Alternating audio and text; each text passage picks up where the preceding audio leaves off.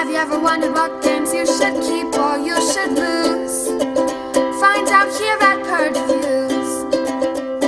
Meteor is a quick playing 5-minute board game. It will take you longer to set this game up and definitely take you longer to explain it than it will to play it. And that in itself is a little bit cumbersome. That's a little bit of a problem for me. I can't explain a game longer than I'm going to play it. Now you'd say, okay, explain the game and then play it a few times. Yeah, I guess so. And that would be a solution to that problem.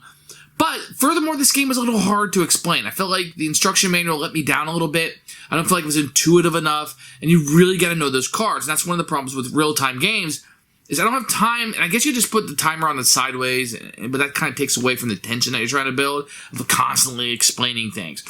And that's what's going to happen the first few times you play this. You're going to have to stop and explain things. Or the person that explains is going to have to really know the rules, and the other people are going to be really good at digesting rules. That's just the nature of learning something. Something comes out like, what does that do? Now, the game is simple, right?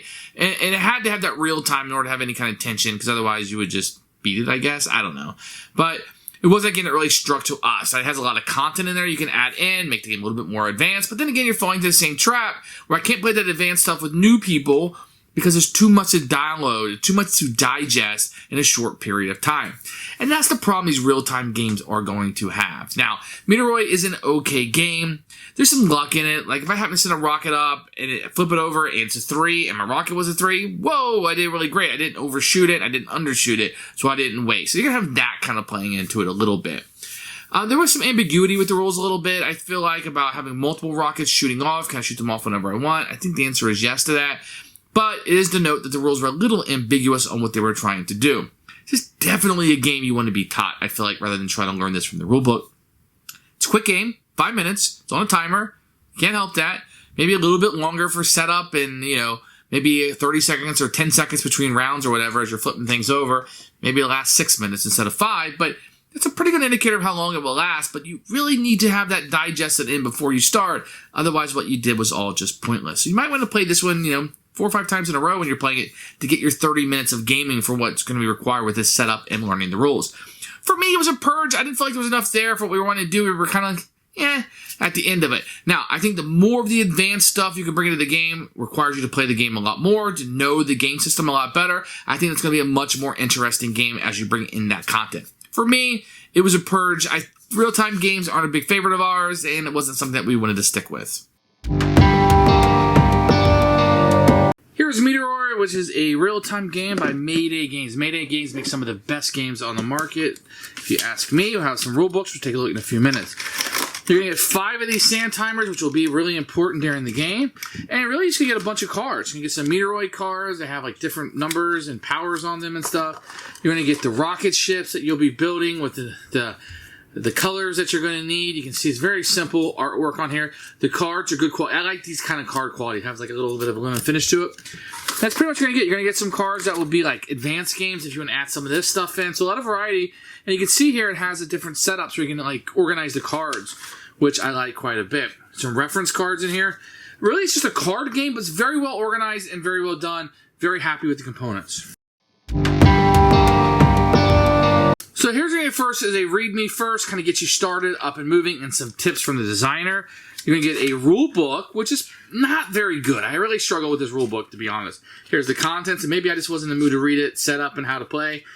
But I really struggle with how to play this game. I need to go watch a video. The card glossary helps. You really do need to learn this stuff before you play or just fumble through your first game like I did. There's some boss cards you can add in, some power cards, and the advanced stuff. You'll be referencing this all the time, and this is excellent that they included this. 100% great job. So I'm going to kind of explain how to play this game. So you're going to have like 5 minutes you're going to play. So at first, the meteor's here, then it'll kind of count down. Every time a sand timer goes out, you'll put a new one out, and you'll go down 1 day. And then when that timer runs out, then you'll do the next day, and another timer will come out until you've used up all 5 days and all 5 minutes in the game. So based on the number of players, you have another Meteorite kinds out. So most of you will have like 1 to 3 or 3 to 5. The 6 one's really strong, and it kind of tells you what will be in there. You already know it's going to be a 6. So what you're going to do on your turn is you're going to have a hand of cards, and you can kind of build these cards as you go. Sometimes you'll have technology cards like this, which will require a yellow that you see down here at the bottom, and it gives you an ongoing power or one-time use. For the most part, you're going to be putting these out, and people can play for you too, and you're going to want to shift these rockets out. So it's a real-time game that you're playing all at one time, and you'll want to shoot this off. Now, multiple players can shoot off at the same time. So if you had multiple rockets, and they were ready to go, like this one, say another player had this, then you could shoot these off at the same times towards this and have a 2. So then what you do is flip this over, and because it's 2 and not 3, then you would not be able to win. So you would lose, and nothing would happen because it was 2. But let's say you went after this one, and it was a 1. Well, because you used 2 instead of 1, you did an overkill, so you would immediately go to the next day, which would burn one of the timers, right? If you had gone with just the exact number, then you would have killed it off, and then whatever the power is would have happened on the card. This would go in a discard pile, and then you're 1/5 of the way to winning the game. So that's pretty much how it goes. It's going to be real time. You're also going to have these retrofits you can do. If you have some cards you can't use, you can put 4 of a kind out, or 1 of each type, or in the back the same thing with these. And that'll allow you to discard 4 cards, and then you can draw 5 cards in your hand. Now, it's important to note that each time that you go through a day, you'll be drawing more cards, but that's pretty much it. So you kind of got to use the cards that you have. Now, there are some challenge cards here you can put in. So some harder Meteor cards that are like bosses to up the difficulty. You can have challenge cards that will hurt you, and then power cards, like individualized powers that you would have for the turn, which only complicate. Don't recommend starting with this. And really, I don't really know that was needed. I think the base game is enough for what you're trying to do. So it's just a real-time game where you're putting these things down, you're trying to shoot them off as quickly as possible. You got some powers that will come in, and you can kind of see why it's important to know what these cards do, because it's all in real time. So these technology cards, you really have to know what they do so they can help you out. You may draw them, you may not. The deck is fairly big, so you might not go through all the cards in the game, and then again, you may, depending on the player count. But that's how you play Meteor. Who should buy this game? I want to say kids, but I think it's going to take too much thought too quickly for kids to really be able to jump into this, which kind of eliminates it as a family game to me. So it becomes a light filler.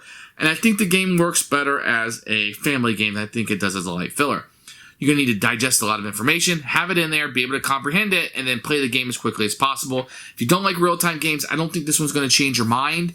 If you like real-time games, this might be a fun one for you to try out. It's quick. It's easy. I like the artwork. I like the look of the game.